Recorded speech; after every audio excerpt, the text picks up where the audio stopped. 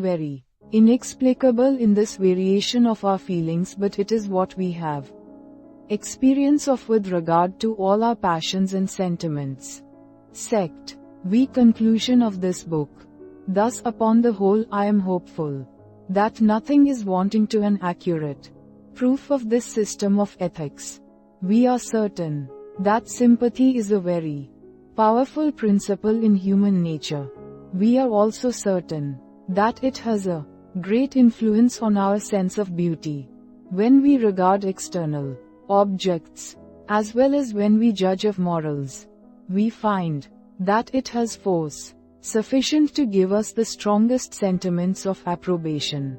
When it operates alone, without the concurrence of any other principle, as in the cases of justice, allegiance, chastity, and good manners, we may observe that all the circumstances requisite for its operation are found in most of the virtues which have, for the most part, a tendency to the good of society, or to that of the person possessed of them. If we compare all these circumstances, we shall not doubt that sympathy is the chief source of moral distinctions, especially when we reflect that no objection can be raised against this hypothesis in one case, which will not extend to all cases. Justice is certainly approved of for no other reason than because it has a tendency to the public good.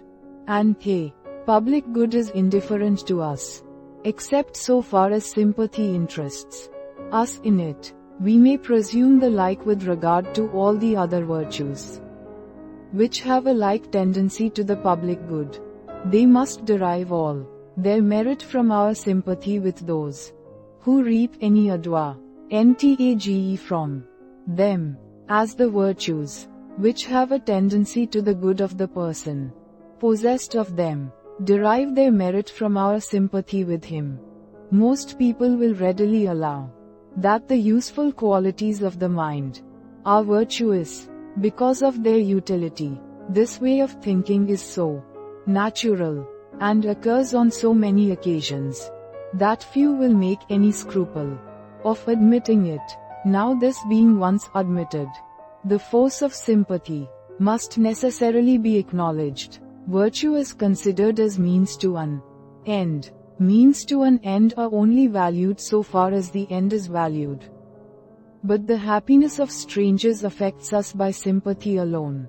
To that principle, therefore, we are to ascribe the sentiment of approbation, which arises from the survey of all those virtues that are useful to society, or to the person possessed of them.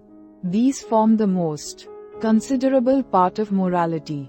Were it proper in such a subject to bribe the reader's assent, or employ anything but solid argument, we are here abundantly supplied with topics to engage the affections.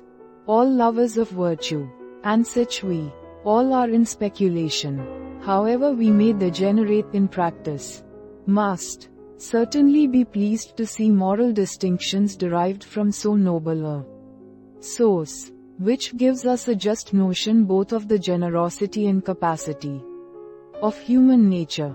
It requires but very little knowledge of human affairs to perceive that a sense of morals is a principle inherent in the soul, and one of the most powerful that enters into the composition.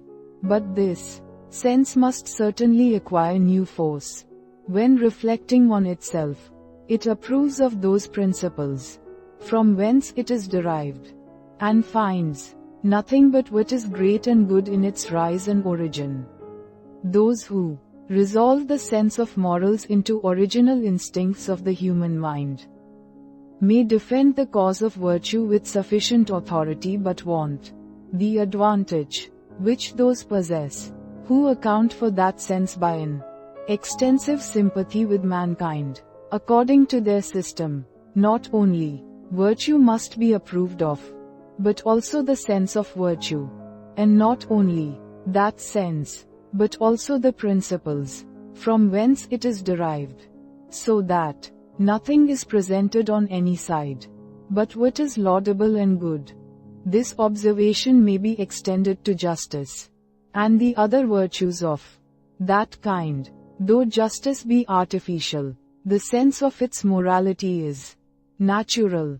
It is the combination of men in a system of conduct which renders any act of justice beneficial to society. But when once it has that tendency, we naturally approve of it, and if we did not so, it is impossible any combination or convention could ever produce that sentiment.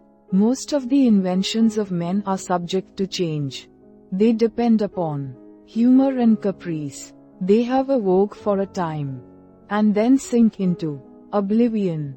It may, perhaps, be apprehended that if justice were allowed to be a human invention, it must be placed on the same footing.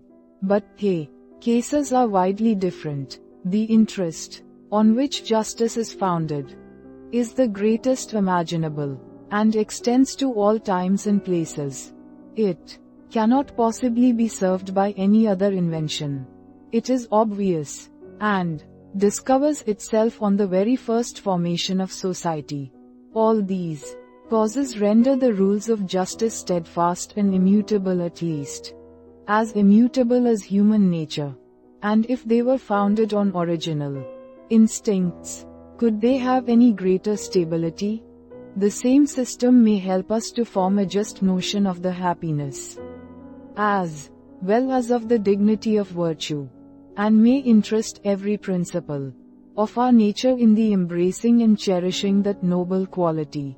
Who indeed does not feel an accession of alacrity in his pursuits of knowledge and ability of every kind, when he considers that besides the advantage which immediately result from these acquisitions, they also give him a new luster in the eyes of mankind, and are universally attended with esteem and approbation? And who can think any advantages of fortune a sufficient compensation for the least breach of the social virtues, when he considers that not only his character with regard to others, but also his peace and inward satisfaction entirely depend upon his strict observance of them, and that a mind will never be able to bear its own survey, that has been wanting in its part to mankind and society? But I forbear insisting on this subject. Such reflections require a work apart, very different from the genius of the present. The anatomist ought never to emulate the painter, nor in his accurate dissections and portraitures of the smaller parts of the human body pretend to give his figures any graceful and engaging attitude or expression. There is even something hideous, or at least minute, in the views of things which he presents, and it is necessary the objects should be set more at a distance, and be more covered up from sight, to make them engaging to the eye and imagination.